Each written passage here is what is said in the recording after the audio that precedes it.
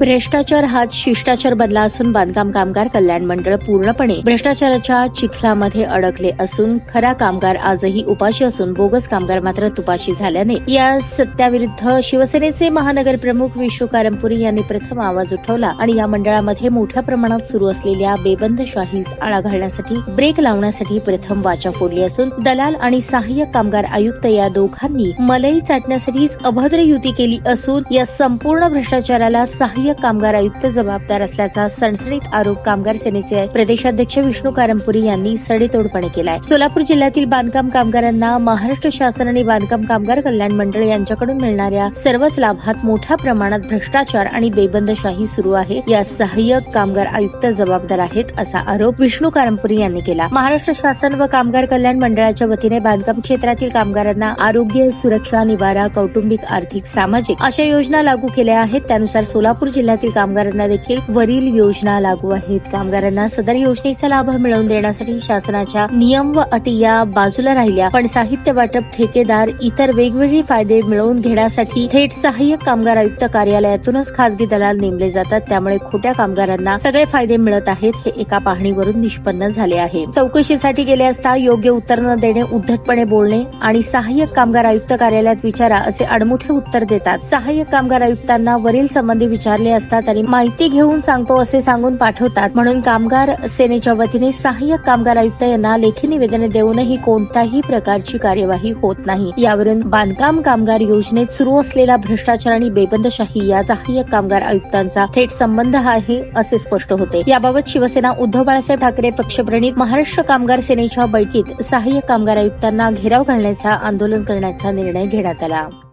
जय Maharashtra. Okay म्हणा। जय महाराष्ट्र।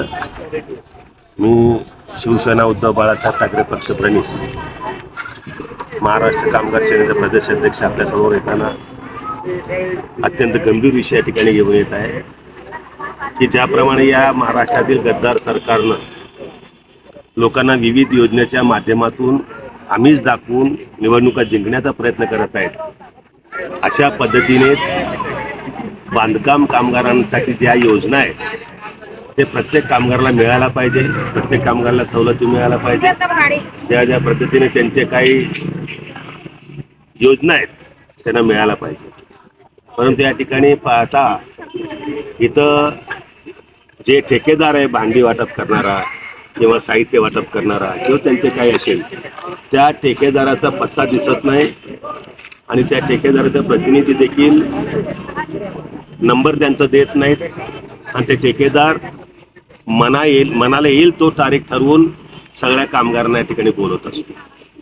मग कामगार त्यावेळेला कामधंदा सोडून किंवा घरदार सोडून, लेकरं बाळांना सोडून या ठिकाणी रांगा लावतात।